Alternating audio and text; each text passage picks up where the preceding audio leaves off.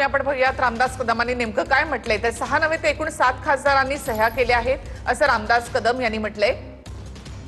आज 6 खासदार शिवसेनेत पक्षप्रवेश करतायत असंही त्यांनी म्हटलंय।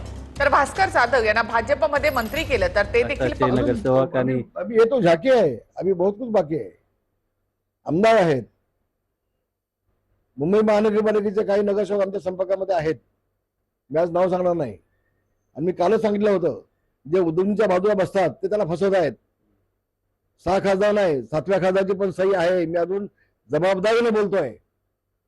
त्यांनी मंत्रिपद मागितलं, ते मंत्रिपद मिळालं नाही म्हणून तो वापस गेला आणि आता उद्धवजींच्या बाजूला बसतोय। तेव्हा उद्धवजींना माणसाची ओळख नाही आहे, सगळं संपेल त्यांना कळणारच नाही आणि संपलं जवळजवळ आता। विधान परिषदेचे आज निकाल येत आहेत। नाशिकमध्ये होय, शिवसेना नाशिकमध्ये थोडी गडबड झाली, मान्य आहे। एकनाथ शिंदे सक्षम आहेत, बघतील काय करते, झाली गडबड थोडी, मान्य। पण एकनाथ शिंदे सक्षम आहेत, बघतील पुढे काय करते। आजपासून राज्यात त्याचं टेन्शन संजय राऊत आणि मातुश्री यांची आवश्यकता नाही, आमचं आम्ही बघू ना काय ते बघू ना पुढं। आजपासून अधिवेशन सुरू होत आहेत, चालू आहे अधिवेशन, काय अपेक्षा आहे अधिवेशन? मुख्यमंत्री उपमुख्यमंत्र्यांना शुभेच्छा देईन।